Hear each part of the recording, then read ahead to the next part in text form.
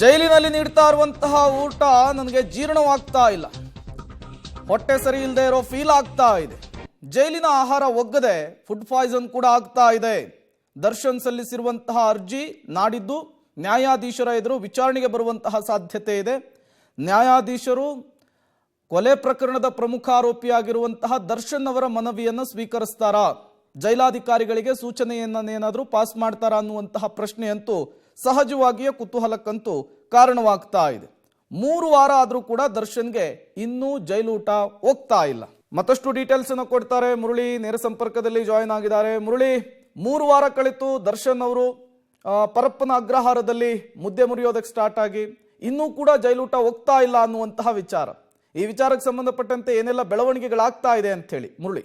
ಪ್ರೇಮ್, ಖಂಡಿತವಾಗಿಯೂ ಕಳೆದ 3 ವಾರಗಳ ಹಿಂದೆ ಪರಪ್ಪನಗರಕ್ಕೆ ಸೇರಿರುವಂತಹ ದರ್ಶನ್ ಅವ್ರಿಗೆ ಅಲ್ಲಿಯ ಊಟ ಸರಿಯಾಗಿ ದೇಹಕ್ಕೆ ಹೊಂದ್ಕೊಳ್ತಾ ಇಲ್ಲ. ಜೊತೆಗೆ ಅವರು ಕೊಡುವಂಥ ಊಟ ಏನಿತ್ತು ಅದು ಸಂಪೂರ್ಣವಾಗಿ ಜೀರ್ಣ ಆಗ್ತಾ ಇಲ್ಲ. ಜೊತೆಗೆ ಪದೇ ಪದೇ ಫುಡ್ ಪಾಯ್ಸನ್ ಆಗ್ತಾ ಇರುವಂಥದ್ದು ಮತ್ತು ಅತಿಸಾರ ಮತ್ತು ಬೇದಿ ಆಗ್ತಾ ಇದೆ. ಪದೇ ಪದೇ ಈ ರೀತಿಯ ಸಮಸ್ಯೆಗಳಾಗ್ತಾ ಇರೋ ಹಿನ್ನೆಲೆಯಲ್ಲಿ ನನಗೆ ಮನೆಯ ಊಟ ಮತ್ತು ಮನೆಯಿಂದ ಹಾಸಿಗೆ ದಿಂಬು ಮತ್ತು ಪುಸ್ತಕವನ್ನು ನನಗೆ ಒದಗಿಸ್ಕೊಡ್ಬೇಕು, ಅದಕ್ಕೆ ಜೈಲಾಧಿಕಾರಿಗಳಿಗೆ ಒಂದು ನಿರ್ದೇಶನವನ್ನು ಕೊಡಬೇಕು ಅಂತೇಳಿ ಹೈಕೋರ್ಟ್ಗೆ ಒಂದು ರಿಟ್ ಪಿಟಿಷನ್ ಅನ್ನು ಕೂಡ ಏನು ದರ್ಶನ್ ಪರ ವಕೀಲರು ಈಗ ಸಲ್ಲಿಕೆಯನ್ನು ಮಾಡಿರುವಂಥದ್ದು. ಸಲ್ಲಿಕೆ ಮಾಡೋ ಸಂದರ್ಭದಲ್ಲಿ ಈ ಎಲ್ಲ ಮಾಹಿತಿಗಳನ್ನು ಕೂಡ ಉಲ್ಲೇಖವನ್ನು ಮಾಡಿದ್ದಾರೆ ಮತ್ತು ಅವರಿಗೆ ಯಾವತ್ತು ಟ್ರೀಟ್ಮೆಂಟ್ ಅನ್ನು ಕೊಡಲಾಯಿತು, ಜೊತೆಗೆ ಅವ್ರಿಗೆ ಕೊಟ್ಟಂತ ಟ್ರೀಟ್ಮೆಂಟ್ಗಳ ವಿಚಾರ ಇವೆಲ್ಲನೂ ಕೂಡ ಅಂದ್ರೆ ಜೈಲು ಆಸ್ಪತ್ರೆಯಲ್ಲಿ, ಜೈಲು ಒಳಗಡೆ ಇರುವಂತಹ ಆಸ್ಪತ್ರೆ ಏನಿತ್ತು ಅಲ್ಲಿ ಕೊಟ್ಟಂತ ಟ್ರೀಟ್ಮೆಂಟ್ನ ವಿಚಾರಗಳನ್ನೆಲ್ಲ ಕೂಡ ರಿಟ್ ಪಿಟಿಷನ್ ಅಲ್ಲಿ ಉಲ್ಲೇಖವನ್ನ ಮಾಡಿರುವಂಥದ್ದು.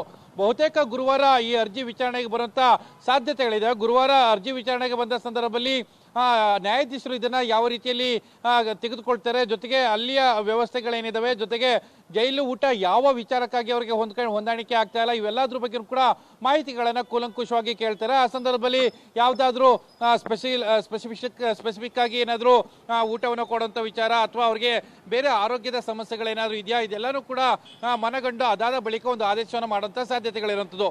ಸದ್ಯಕ್ಕೆ ದರ್ಶನ್ ಅವ್ರಿಗೆ ಜೈಲಿನಲ್ಲಿ ಕೊಡ್ತಾ ಇರೋಂಥ ಊಟ ಹೊಂದಾಣಿಕೆ ಆಗ್ತಾ ಇಲ್ಲ, ಜೊತೆಗೆ ಅದರಿಂದ ಜೀರ್ಣ ಕೂಡ ಆಗ್ತಾ ಇಲ್ಲ ಅನ್ನೋದನ್ನ ಅವರ ಪರ ವಕೀಲರು ಇವತ್ತು ಹೈಕೋರ್ಟ್ಗೆ ಒಂದು ಮನವಿಯನ್ನ ಮಾಡಿರುವಂಥದ್ದು. ಗುರುವಾರ ಅರ್ಜಿ ವಿಚಾರಣೆಗೆ ಬಂದ ನಂತರ ಹೈಕೋರ್ಟ್ ಯಾವ ರೀತಿಯ ಉತ್ತರವನ್ನ ಕೊಡುತ್ತೆ ಅನ್ನೋದ್ರ ಬಗ್ಗೆನೂ ಕೂಡ ಕಾದು ನೋಡ್ಬೇಕಾಗಿರುವಂಥದ್ದು. ಪ್ರೇಮ್, ಅಲ್ಲಿಗೆ ಒಂದಂತೂ ಸ್ಪಷ್ಟವಾಗ್ತಾ ಇದೆ, 3 ವಾರ ಕಳೆದ್ರೂ ಕೂಡ ದರ್ಶನ್ಗೆ ಜೈಲೂಟ ಹೋಗ್ತಾ ಇಲ್ಲ ಅನ್ನೋದು ಗೊತ್ತಾಗ್ತಾ ಇರುವಂಥದ್ದು. ಹಾಗಾಗಿಯೇ ವಕೀಲರ ಮೂಲಕ ಮನವಿಯನ್ನು ಮಾಡಿಕೊಂಡಿದ್ದಾರೆ.